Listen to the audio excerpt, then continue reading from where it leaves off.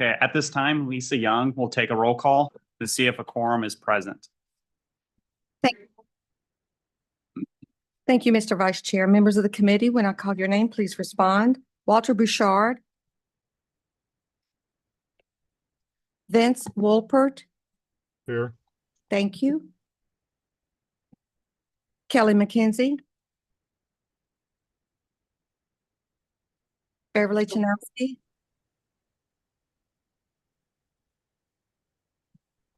Steve Trussell.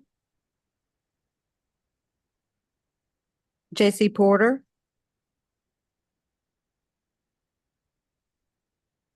Dave Barry.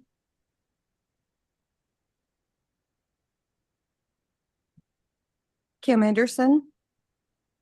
Here. Thank you. Miguel Esquivel. Kenya Lugo Waite. Here. Thank you. Adelia Perez. Here. Thank you. Romer Truly. Here. I'm sorry, Romer Truly. I'm here. Thank you. Ron Gritman. Hondo Judd. Hondo Judd.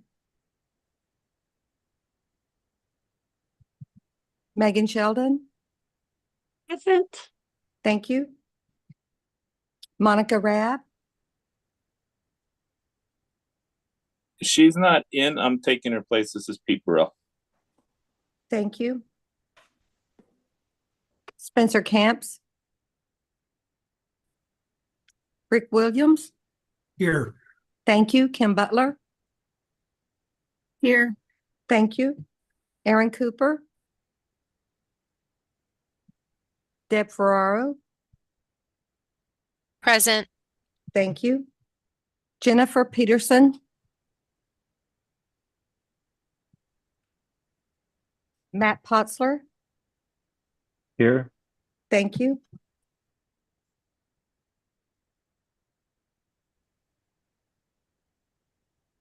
Anu Jang. Here. Thank you. Benjamin Davis. Here. Thank you. Kristen Watt. Derek Castaneda. Present. Thank you. John Woods. Michael Chamberlain. Present. Thank you. Susie Stevens. One moment, please.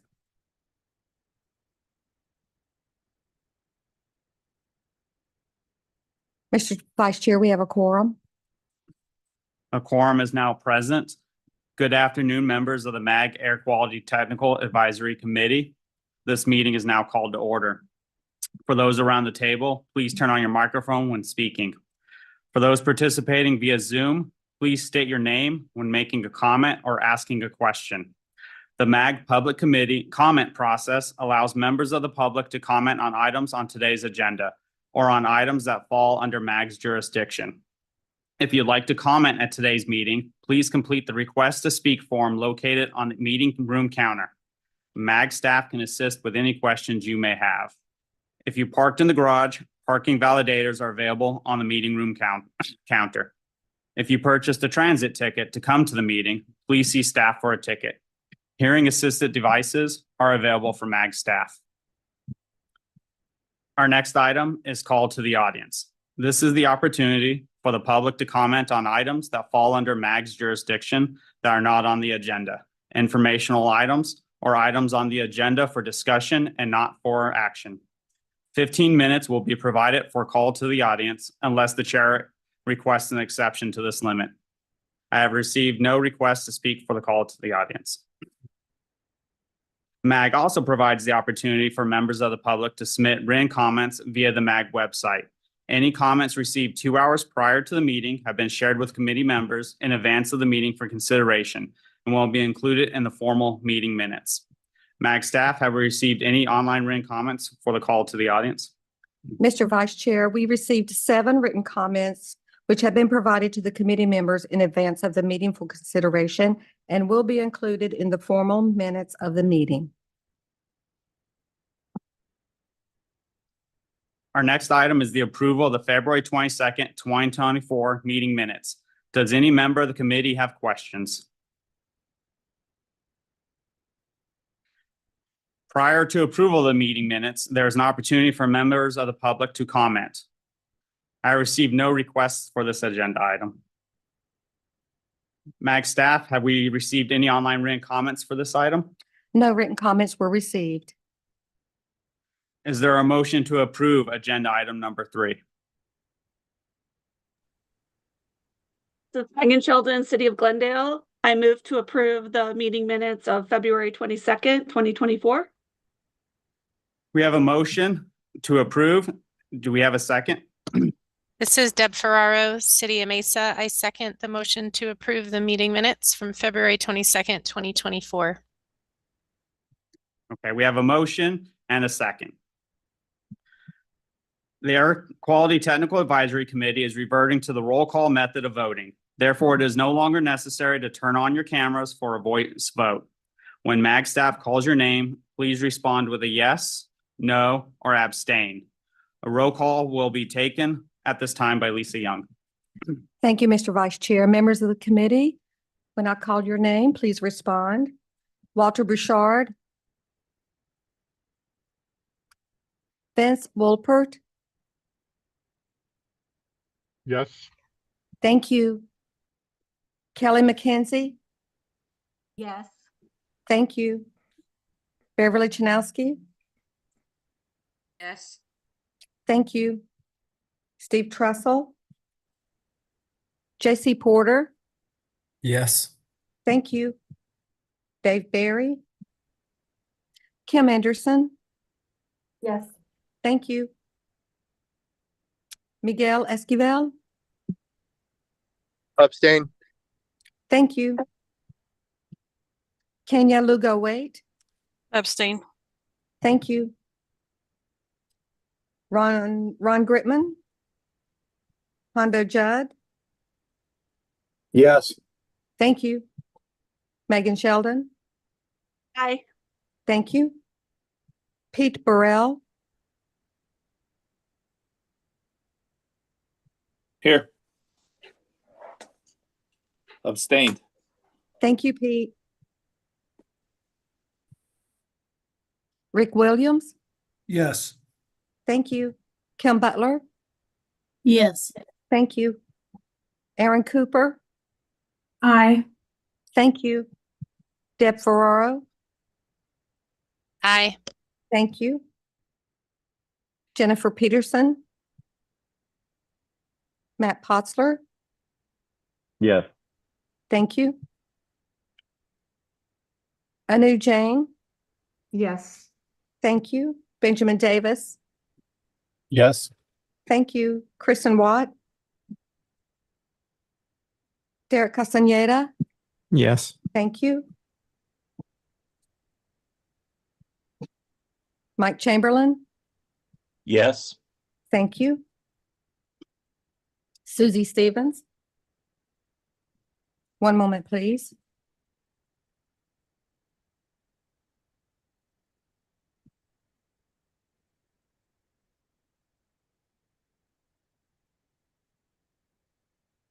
Mr. Vice Chair, we have 15 ayes and 2 abstentions. Boundary recommendation process for the revised National Ambient Air Quality Standard for fine particulate matter PM 2.5. This item is on the agenda for information and discussion and will be presented by Kelly McKenzie, Unit Manager, Air Quality Improvement Planning Section of the Arizona Department of Environmental Quality.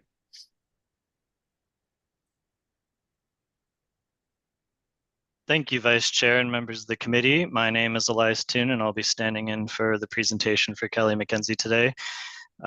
And I'm joined here today with some of the PM 2.5 team from ADEQ, Zachary Dorn, Allison Price, Elizabeth Sterner, and Jessica Wood will all be here to take any questions.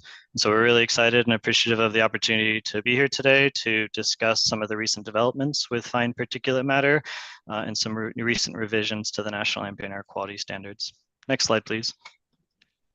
So just as a quick background on what particulate matter is, particulate matter is a mixture of both solid particles and liquid droplets. So those solid particles can be things such as dirt, dust, or smoke. And you can even see in the graphic, sometimes things such as mold, metals, a lot of different things can contribute to particulate matter. But they're all little particles that are kind of floating around in the air. And so particulate matter is kind of catch-all for a lot of different sized particles. And two of the main categories of particles that we're most concerned about for air quality purposes under the National Ambient Air Quality Standards are PM10 and PM2.5. So those are particles that are less than 10 microns in diameter, and those particles that are less than 2.5 microns in diameter. If you look at the image here on the slide, you'll see that the little blue circles or dots on the slide are next to an infographic of a human hair, just to show you kind of the size of those particles. So those blue dots are representing PM10, with the inset kind of zooming in to showcase the size of PM2.5 particles. So very, very small particles, smaller than a fine beach sand, smaller than human hair, and the size of these particles is really why we are concerned with them and plan around them, is that these particles are often so small that they can evade some of the body's defense mechanisms and penetrate deep into the body's lungs, airways, and even deeper into the bloodstream. And so these size particles, when they can interact with our airways and our bloodstream in these ways, they have a whole host of health impacts on us. And that's really what the NAAQS is designed around, is trying to protect for the primary standard for human health, and for the secondary standards for things such as the environment and buildings and visibility. So for those health impacts, there's both long-term and short-term impacts. So for long-term impacts, we're talking about people that are exposed to high levels of these particles for multiple years, so long-term. And those health impacts are things such as reduced lung function, chronic bronchitis, and can even have even been linked through epidemiological studies to premature death. For the short term, so that's talking about exposure over hours or days, exposure to particulate matter pollution has been shown to aggravate lung disease, increase asthma attacks, lead to acute bronchitis, and even heart attacks. Those little particles that can get into your bloodstream, it can potentially trigger heart attacks and strokes in individuals when you can have sufficient number of those particles penetrate. And then also kind of a new emerging concern is also the susceptibility to other infections. So when your airways are compromised, things such as there's been a lot of study around things like potential increased susceptibility to coronavirus or from people that live in areas with high particulate matter pollution. Next slide, please. So as I mentioned, for particulate matter planning under the National Ambient Air Quality Standards, particulate matter is one of the criteria air pollutants that is listed and planned around currently in the forms of PM10 and PM2.5. There are the primary and secondary standards, so there are different forms and levels established for those different standards. As I mentioned, primary is protective of human health, whereas secondary standards protect against things such as more environmental and welfare concerns. Under the Clean Air Act, specifically Section 109, the EPA administrator is directed to propose and promulgate revisions to the NAAQS and is required to review and update, if necessary, the form and the standards every 5 years. So for particulate matter, the last time the NAAQS had been reviewed. Problems with our internet? Oh, excuse me. Were you not able to hear? We can hear you fine, Elias. Oh, okay. Yeah, please let me know if you're having concerns or issues hearing me. So for the last time EPA had completed a review of the particulate matter standard was December 18th of 2020. So that was at the tail end of the previous federal administration. The NACS was concluded and there were no revisions suggested or necessary based off that review. And so all of the primary and secondary standards were retained in that review. However, with the new administration, there was an executive order to go back and review those NACs, as well as multiple lawsuits that were filed against that review where there was no revisions to the NACs. Based on those, EPA engaged in a multiple year process to review updated epidemiological information and studies to see if there was new information on whether the NAC should be revised for particulate matter pollution. And on February 7th of this year, EPA announced a final rule that they would be reconsidering the NACs for PM and that they would be making revisions to the fine particulate matter portion. Next slide, please.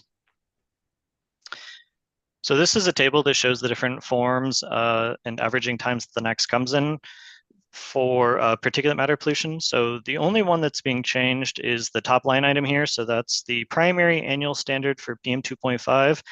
And the level of that has been lowered from 12 micrograms per cubic meter down to a level of 9.0 micrograms per cubic meter.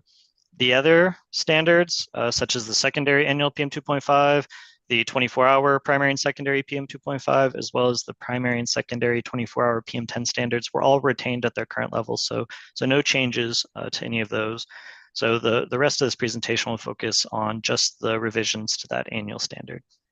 Next slide, please. So one of the things that when EPA revises an NACs is it kicks off a new planning standard and timeline with its associated deadlines that states an EPA need to meet based off Clean Air Act and statutory deadlines. So for the first one, you can see kind of at the bottom, I've got a timeline built out here with the first trigger being that revision on February 7th, 2024 of the NACs being revised. 1 year after that NACs has been revised, governors for states are required to recommend designations for all areas of the state as either non-attainment, attainment, or unclassifiable based off current air quality monitoring data and other associated information. So that is currently the deliverable that ADQ is working on developing a recommendation for the governor's office on which areas of the state how each area of the state should be designated based off that current monitoring data and other air quality factors. After that, 2 years after the next adoption, EPA is required to designate all areas. Everywhere that is designated non-attainment will start out as a moderate area. There's no jumping to serious for this. Everybody just starts out as a moderate area that are designated non-attainment. And then the other areas will be designated attainment or unclassifiable. After that, 3 years after those designations, after the kickoff, that is when the submission of infrastructure implementation plans are due. And so those are covered for the entire state. And so those will be due February 7th, tentatively 2027. And then for the submission of non-attainment area SIPs, that will be 18 months after designation. And so tentatively scheduled for around August 7th of 2028. Those last two timeframes can adjust a little bit depending on EPA's actions, but these are the best dates we have right now based off of EPA's timelines for their actions. Next slide, please. As I mentioned before, there's 3 different designations that can be recommended by governors to EPA for the different areas of the state. So those are non-attainment, unclassifiable, and attainment. For non-attainment, those are areas that do not currently meet the NACs, and very importantly, areas that also contribute to ambient air quality in a nearby area that doesn't meet the NACs. So it is possible for areas that have a monitor that's currently showing that the area is attaining the standard could also be roped in or designated in an action because they may be contributing to non-attainment of a different area. So that's definitely something important to note. For unclassifiable areas, that is generally areas that don't have any air quality monitoring data. In a few slides, you'll be seeing a map that'll have the locations around the state where we currently have PM 2.5 monitors. There is quite a bit chunk of the state that doesn't have any PM 2.5 monitors. And so generally those will be the areas of the state we assume will be unclassifiable just because we don't have any current information on the air quality in those areas. Attainment is the last classification that can be given to an area, and those are generally areas that not only are currently attaining the revised NAAQS, but also are shown to not contribute to non-attainment. These recommendations are submitted by the governor to EPA, and EPA takes that under consideration when finalizing the designations. If EPA wants to make any revisions to a governor's recommendations, they are required to notify the governor 120 days, generally called the 120-day letters, before any final designation. So there is an opportunity for some additional consideration there if EPA has determined to change those recommendations from a governor. Next slide, please. So what goes into the governor's recommendation has been kind of outlined by EPA with some general recommendations, and that's kind of been the general factors that have been used through the last few NAAQS revisions. And those are essentially what is called a 5-factor analysis. Those 5 factors include air quality data, emissions and emissions-related data, meteorology, geography and topography, and jurisdictional boundaries. So these are kind of the information that ADEQ will be considering while developing its recommendation to the governor, and is also going to be the areas that ADEQ will be soliciting feedback from stakeholders and the public for inclusion in those recommendations. So these are generally the categories that will be under consideration and will constitute the basis of that recommendation. Next slide, please. And I'm actually going to pass it over to my colleague, Zachary Dorn here, who will finish up the last few slides here. Thank you. Thank you, Elias. Mr. Vice Chair, members of the committee, thank you again for having us here. What I would like to talk about at this time is to go into a little bit of our timeline with regard to this project. Some of this timeline is being dictated by state statute, which is ARS 49405. Which lays out some of the specific timeframes in which ADEQ has to meet in terms of this boundary recommendation process. So starting at the beginning of the timeline is the promulgation of this revised NAAQS, which is February of this year. The next timeframe that we have on here is when we anticipate having our formal public comment and hearing process. Before that, we do intend to hold additional stakeholder outreach with regard to this project as we move forward through those 5 factors that Elias just outlined. And so please stay tuned for future announcements as ADEQ intends to hold additional outreach with regard to this process to keep stakeholders fully involved and informed about the process. But moving into September and October is when we would anticipate holding, commencing the formal comment period for the draft recommendations and concluding that process either in October or November, with the final recommendations being transmitted to the governor's office in January of 2025. And that would align well with the time frame for the governor's office to then submit the recommendations to the EPA. And then following up with the timeline that Elias had already talked about, EPA would then have 1 year to complete its final designations, subject to EPA can also grant itself 1 additional year if it needs additional information. Next slide, please. And as Elias had mentioned, this is a map showing where we have PM 2.5 monitors within the state. There are, as Elias noted, there are large areas within kind of the north and eastern parts of Arizona where we do not have PM 2.5 monitors, and so we believe that those areas would likely be classified as unclassifiable. The blue icons on the map indicate where there are monitors that are meeting the current 9 microgram per cubic meter standard. The red indicates where there are monitors with design values that are exceeding that value. And so there are 3 monitors within the Maricopa County area that are exceeding that 9 micrograms per cubic meter threshold.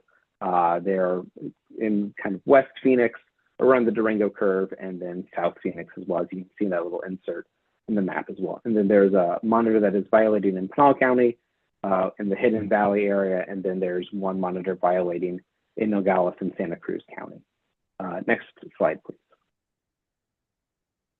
And this is just a graph of recent monitoring data to show the trends of design values of the various monitors that we had shown on the previous slide, where they're violating monitors. For most of the monitors that we're talking about, the design values have been below the old standard, which is 12 micrograms per cubic meter. But the average of them has not been below the 9 micrograms per cubic meter, which is the new standard of that red line that you can see on the graph. The one exception to that is the Hidden Valley monitor, which is that orange line above the 12 micrograms per cubic meter, which has been above the old standard as well. Next slide, please. And this slide is just showing a pie chart of the 2020 national emissions inventory by source sector. This is for the statewide national emissions inventory. And so as we go through this process, you may see additional information that will look probably a little bit different as we break it down county by county. But for now, this is the high level view for the entire state. And so there are a couple of things that we want to point out with regard to this chart. Wildfires are obviously making up a pretty large portion of that emissions inventory, coming in around 60% of emissions, followed up by some anthropogenic sources, such as commercial cooking, agricultural sources such as crops and livestock dust, point sources, and then construction dust are also listed as some of the top sources from the anthropogenic side of things. But as I said, the breakdown county by county may look different as we move through this process. Next slide, please.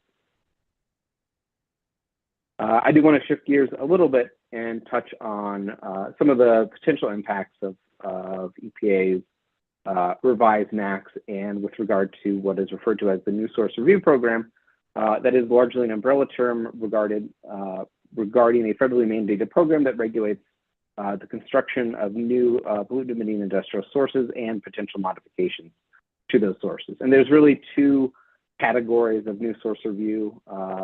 There is the non-attainment New Source Review, or NNSR, side of things, which applies in areas that are designated as non-attainment for a particular criteria pollutant, such as PM 2.5. There is also the Prevention of Significant Deterioration, or PSD program, which applies in areas that are either designated as attainment or unclassifiable. And so one of the things that distinguishes these two programs is that the NNSR program applies to both direct PM 2.5 emissions and a slightly larger list of precursor emissions than what would be in the PSD program. So for in the non-attainment New Source Review program, it applies to direct PM 2.5, NOx, sulfur dioxide, VOCs, and ammonia, while the Prevention of Significant Deterioration program applies to nitrogen oxides and sulfur dioxide. The one thing that I'll note is that the PSD program, the revised standards will begin to apply to those areas as of the final rule's effective date, which is May 6, 2024. Next slide, please. This slide is just to highlight some of the requirements that apply on the non-attainment New Source Review side of things. The NNSR program requires the installation of what is considered the lowest achievable emissions rate technology. Additionally, for new or modified sources, there is also an offset requirement for particulate matter. That NSR offset ratio is a 1-to-1. But there's also an opportunity for public involvement during these processes, not only when planning authorities are developing state implementation plan revisions for particular non-attainment areas, but there are also opportunities for public involvement during specific permitting actions as well. And then for the initial designations for PM areas, they will initially be designated as moderate areas. And so that means the major source threshold in non-attainment areas is going to be 100 tons per year. If areas are reclassified later to serious, then that major source threshold drops down to 70 tons per year. Next slide, please. And with regard to the Prevention of Significant Deterioration program, it requires the installation of best available control technologies, and also contains similar opportunities for public involvement during the permitting process as well. The permitting thresholds are a little different in the PSD program, but there is a list of categorical sources defined in the Clean Air Act, and those have a threshold of 100 tons per year. non-categorical sources, the threshold is 250 tons per year. And then there are significant thresholds that determine what constitutes a major modification as well. Next slide, please.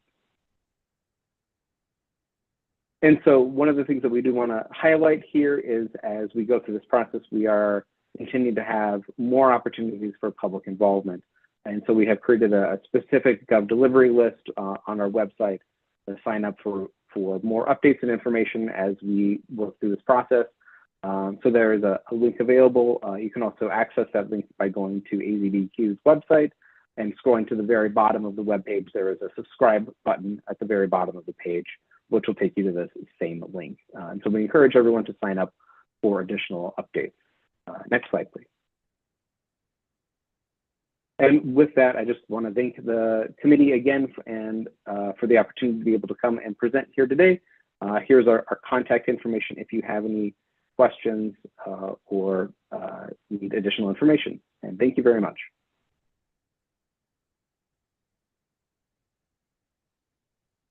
Thank you, Elias and Zachary. Do any members have questions or comments?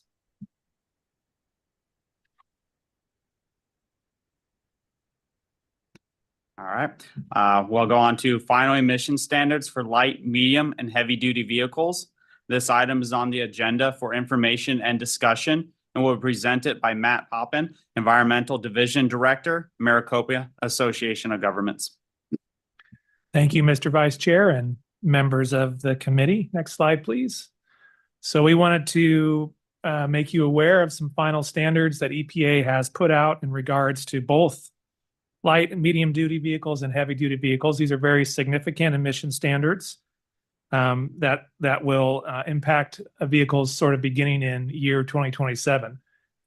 So in March 2024, EPA announced the final standards for passenger cars, light duty trucks, and medium duty vehicles that will affect the emission limits, tailpipe standards, and greenhouse gas standards for those cars for model years 2027 through 2032.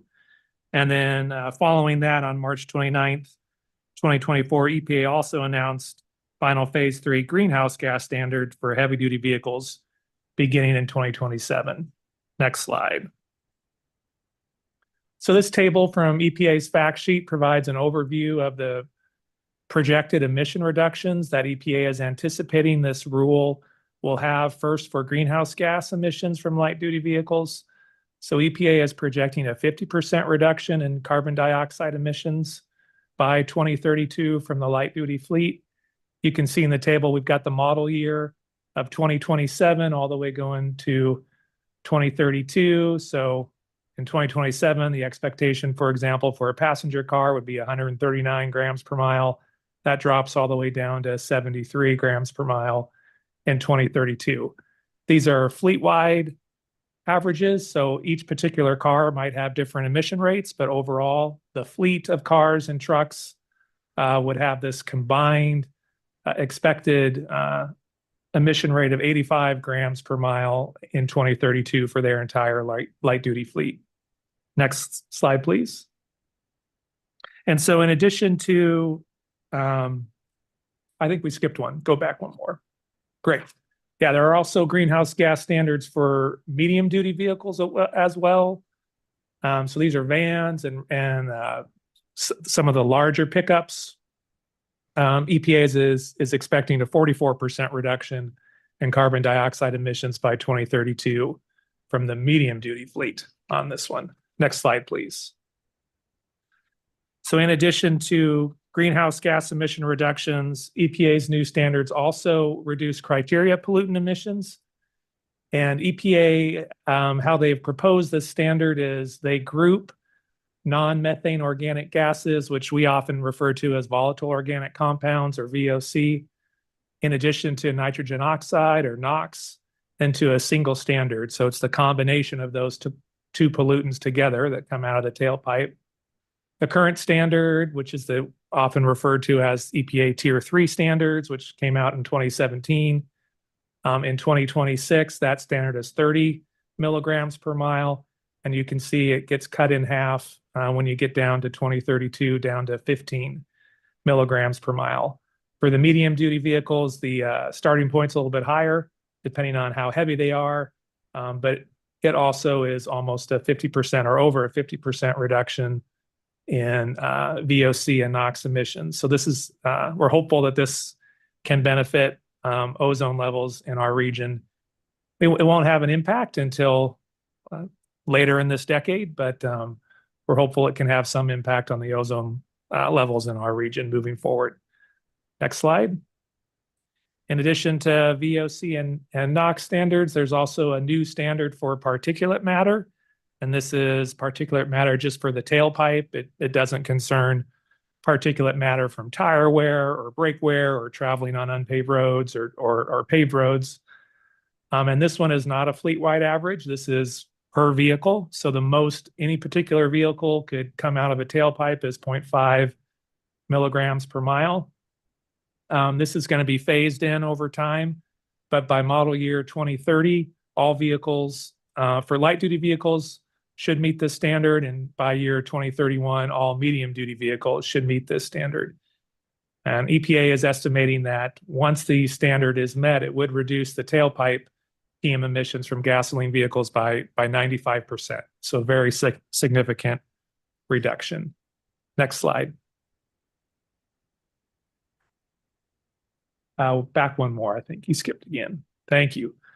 So how automakers have a couple ways that they can meet these new standards. The EPA rule doesn't force a particular technology. So however automakers want to meet these standards, they can do what's best for their fleet. But EPA does indicate probably a potential pathway that most automakers will use to meet these new light and medium duty standards. So because of these rules going into effect, EPA does anticipate that by model year 2032, approximately 30 to 56% of the vehicles, light duty vehicles sold will be battery electric vehicles. And then also for medium duty vehicles, EPA is anticipating that 20 to 32% of the vehicles sold in model year 2032 would be battery electric vehicles. EPA is also anticipating that there will be an increase in the availability of hybrid electric vehicles, plug-in hybrid electric vehicles, and also cleaner gasoline vehicles as well. In order to meet that new PM standard, EPA is projecting the widespread use of gasoline particulate filters to reduce PM emissions. Next slide.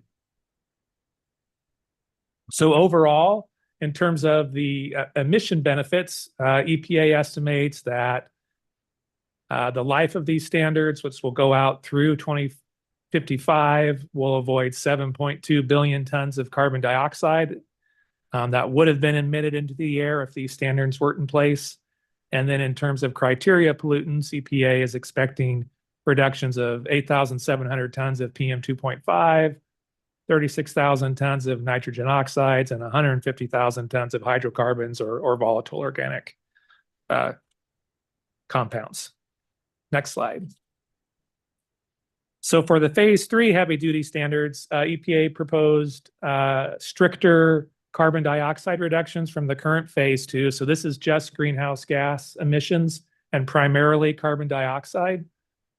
So that you can see beginning in model year 2027, we have a 17% reduction from the phase 2 standards for light heavy vocational, medium heavy vocational. These are things like garbage trucks, delivery trucks. The larger semi trucks are represented as day cab tractors and sleeper cab tractors. So you can see a variety of reductions as high as 60% in 2032 for light heavy vocational, and then about a 25% reduction for your big semi trucks in 2032. Next slide. Again, manufacturers have a choice in how they meet these standards, both to meet what works for them and also the needs of their particular customers that will be using these vehicles.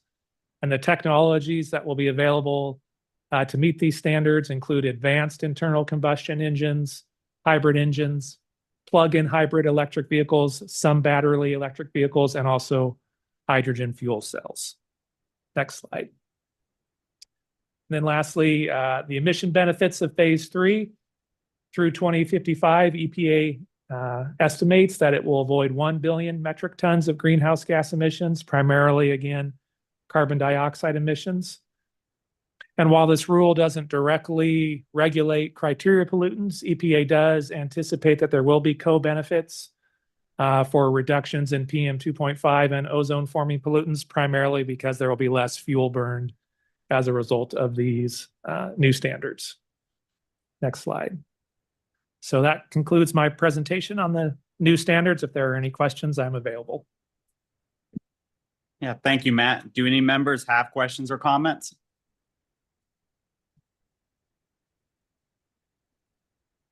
All right, for the next agenda item, we'll update on planning efforts to address non-attainment of the 2015 ozone standard in the Maricopa region.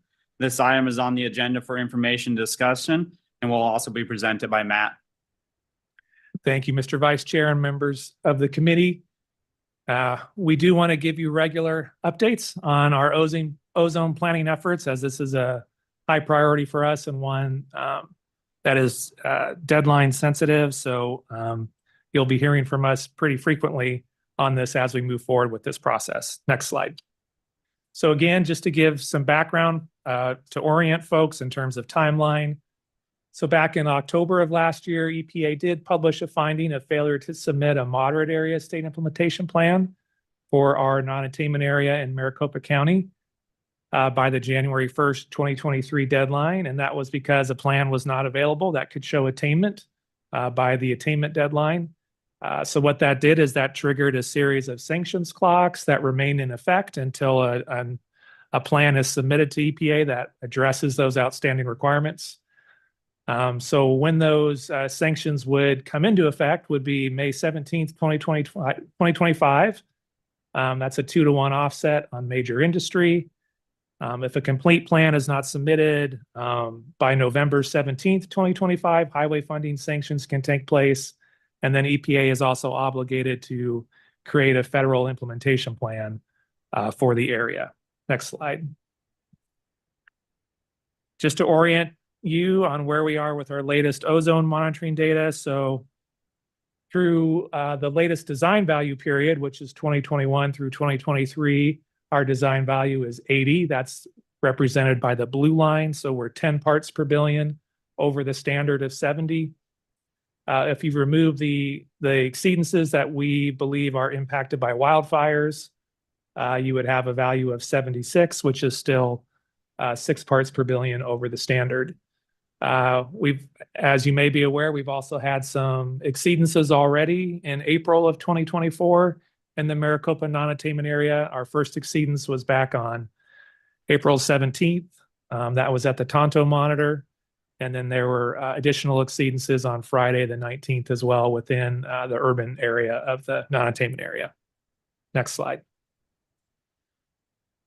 This slide is pretty dense, but I do want to highlight some important timelines that are coming up and regulatory actions that are associated with those timelines.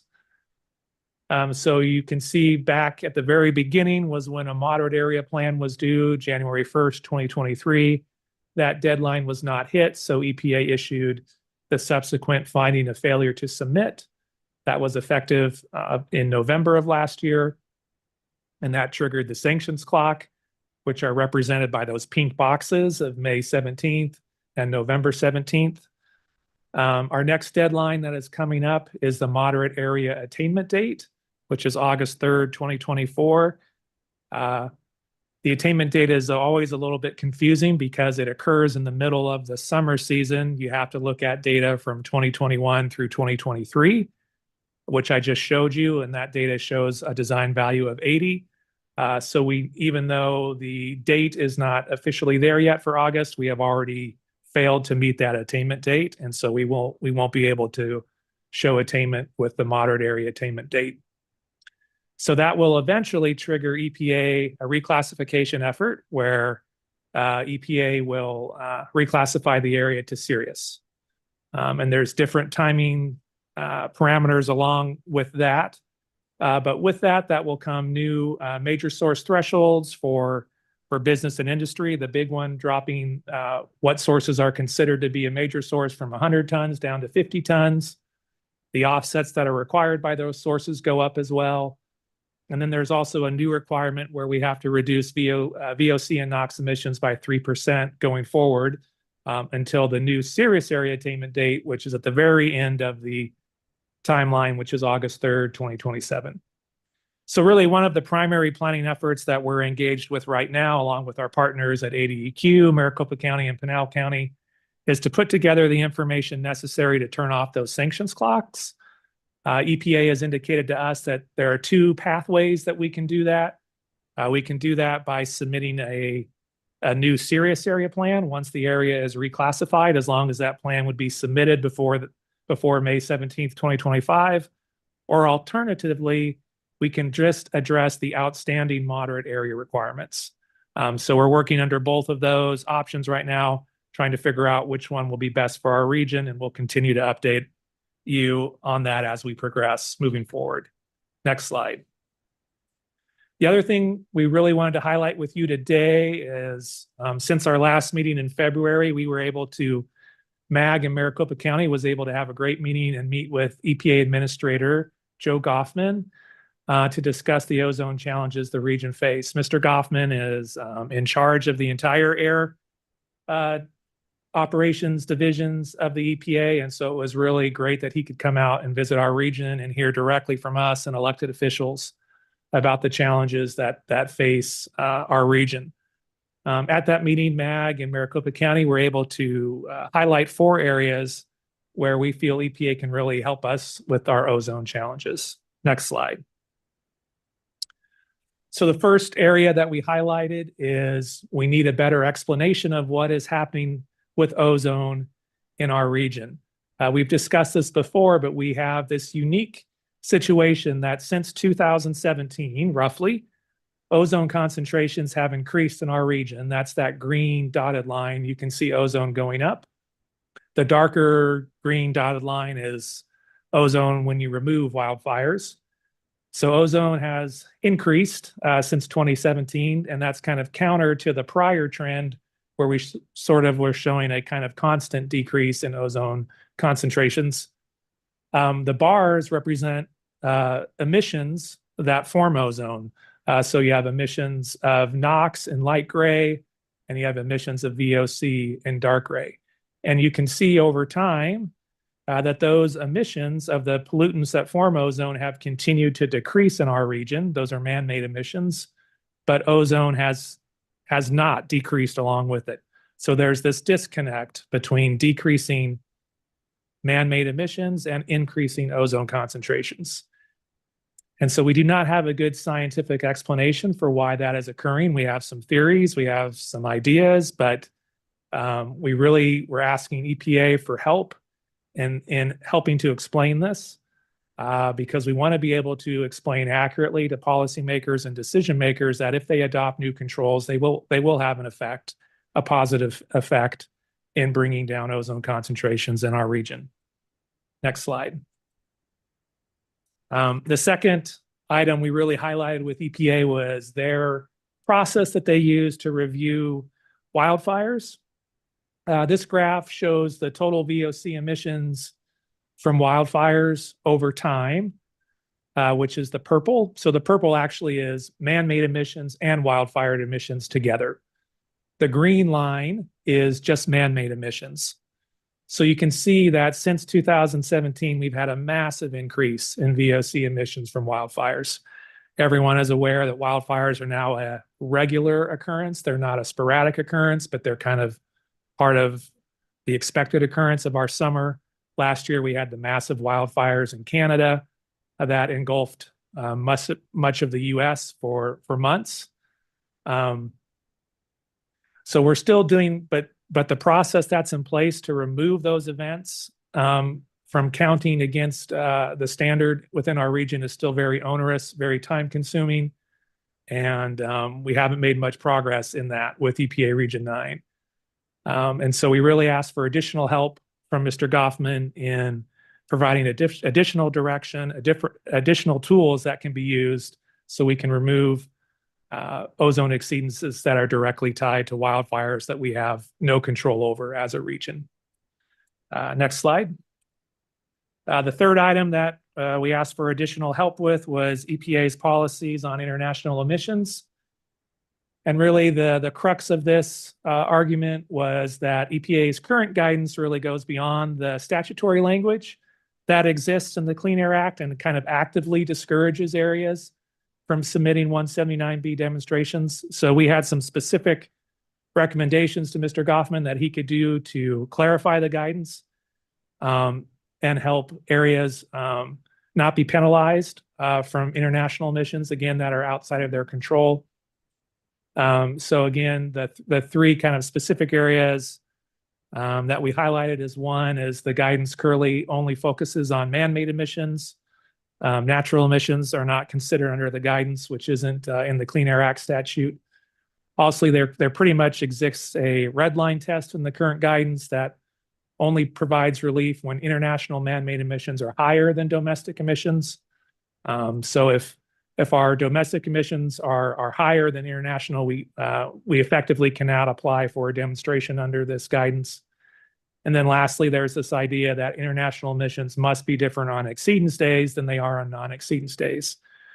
So again, we think that these are kind of barriers for folks to use these 179B demonstrations, and we were asking for help from EPA headquarters on guidance in this area. Next slide. And lastly, the final item that us in Maricopa County really asked for help on was EPA approval of rules 204 and 205. Maricopa County rules, these are rules that would allow for large industrial facilities to get emission reduction credits that would allow the permitting process for them to continue and also for new sources to come into our area. We are hopeful that progress is being made on these rules, and we do think they will be eventually approvable. So that's a good thing, and we're thankful for that. There's still a process occurring in that, but eventually, what this will do is it will allow for the generation of emission reduction credits from what we would call non-traditional sources. So instead of just another big facility closing down, you could get emission reduction credits from fleet electrification or from a warehouse that electrifies itself, from kind of things that normally have been excluded. So we're hopeful these will go through and that we'll have more emission reduction credits available for businesses to use moving forward. And next slide, please. So next steps, where are we at with all this process? So MAG did send a follow-up letter to Assistant Administrator Goffman on April 1st, again, requesting EPA responses on the action items we just discussed. I also want to mention that in addition to letters from MAG, there recently on April 23rd, there was a multi-state letter from the governors of Arizona, Colorado, Utah, and Wyoming that was sent to President Biden that also highlighted many of the same issues that we raised with Mr. Goffman. So we're hopeful that that letter will also be taken into account as EPA continues to try and think of solutions that can help a region like the Intermountain West that struggles with high background ozone and really challenges to meet the standard. In addition to the efforts with EPA, we're working hard to prepare and submit the documentation needed to turn off the sanctions clock. As I mentioned earlier, that can either be outstanding moderate area requirements. So that would largely be a 15% rate of progress plan and the RACM rules, or not RACM, sorry, the RACT rules that Maricopa County and Pinal County have submitted and prepared for EPA. Or as an alternative, we could put together a new serious area plan, but the timeline might be pretty tight on getting a new serious area plan done before that first sanctions clock hits in May of next year. We do know we will eventually be bumped up to serious. Uncertain when exactly that will occur, but when it does, we know it's going to occur. So we are continuing the planning efforts for a serious area plan. So that involves emissions inventory development, mainly for the year 2026. That's the year we would have to come into attainment under serious area deadline. Again, looking at reasonably available control measures, Maricopa County, Arizona Department of Environmental Quality, and Pinal County Air Quality Control District continue to look at those to decide what are reasonable and what makes sense to implement in our region. Over at MAG, we'll begin the process of attainment modeling, and we also have to identify contingency measures should we not be able to meet the serious area attainment deadline. Next slide. So that concludes my presentation on the ozone update, and I'm available for any questions that the committee might have. Thank you, Matt. Do any members have questions or comments?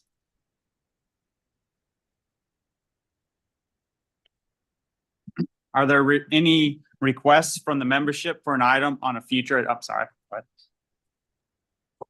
I'm sorry, Mr. Vice Chair. We do have a question from J.C. Porter on agenda item number 6. I'm sorry, just real quick, I just was curious on what are some of your theories on why our ozone is so much higher, even though we're continue to have less of the ozone creating man-made creating factors down. I've got a few, but I just was curious what you all are kind of working with. Sure. I think there's a couple primary things. We do think, obviously, wildfires have kind of fundamentally changed the ozone chemistry that occurs in summer. So while we have kind of identified specific events and removed those, I think the impacts of wildfires are actually largely have raised the overall background level of ozone. So I think that's one thing that's occurring, and we need better information on that. We do also believe that international transport, whether that's from Mexico or from Asia, that has been increasing over time. So we think that's another factor. And then there are the particular chemistry issues, which are harder to nail down because our ozone non-attainment area is so big. And so what I mean by chemistry, it's that ratio of how much NOx is in the air to how much volatile organic compounds are in the air, because it's the particular mixture of those two chemicals that causes the ozone and the rate of ozone production. So there are times when NOx creates ozone, and there are times when NOx actually destroys ozone and consumes ozone. So depending on the ratio of chemicals that exist, that can, you don't necessarily get that one-to-one correlation between emission reductions and ozone concentration reductions. So those are some of the things we're looking into, and we're asking for more additional help to better understand what is occurring. Yeah, no, that's great. Thank you. That's kind of my thoughts exactly. And not to be a Debbie Downer, but is there any way that if we don't get this recognized that we can even meet attainment? Because I know we're continuing to do good things, but it seems like that attainment rate just keeps slipping away from us faster and faster. Yeah, it certainly is a challenge, and it's just not for us, right? I think you see that's why you have governors of both parties submitting letters to President Biden. Nevada, Utah, Colorado, we're all in the same boat. We're all saying the same issues exist for us, where a majority of the ozone that impacts us is out of our control. So it is very challenging. And the lower the standard gets, the lower you get to natural background levels. So continue to push forward. Maricopa County is continuing to look at rules that make sense to implement here. Like I said, we are hopeful the EPA rules, federal rules, will have an impact, but unfortunately that will be after our serious area attainment date when those will have any impact. So it is a huge challenge. Hopefully we'll have more information for the committee later this summer when we have our initial modeling runs for that 2026 attainment year. Yeah, but just thank you for all your hard work. This is definitely an uphill battle with a big rock you're pushing up. So thank you. Thanks. Okay, now we'll have the request for future agenda items. Are there any requests from the membership for an item on a future agenda? Mr. Vice Chair, if I may, this isn't a request, but I just wanted to mention very briefly, as this might be a future item, I just wanted to take this opportunity since members are on the call. EPA did announce a $1 billion grant to invest in America's clean heavy-duty vehicle fleet. So these are grants that are available for our member agencies to be able to request money for electrification of things like your trash pickup trucks, some of your delivery vehicles. So we'll send out more information on this, but I did want our members to be aware of it. The deadline is coming up, I believe, in July for application to that. So I wanted to take a moment today to mention that as well.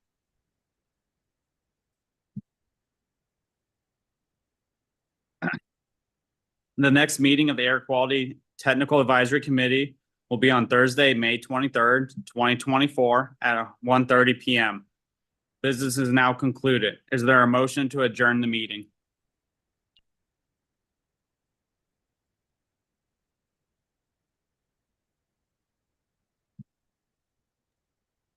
Deb Ferraro, City of Mesa. I'll make a motion to adjourn. Do I have a second? Derek Castanez, City of Scottsdale. Second the motion.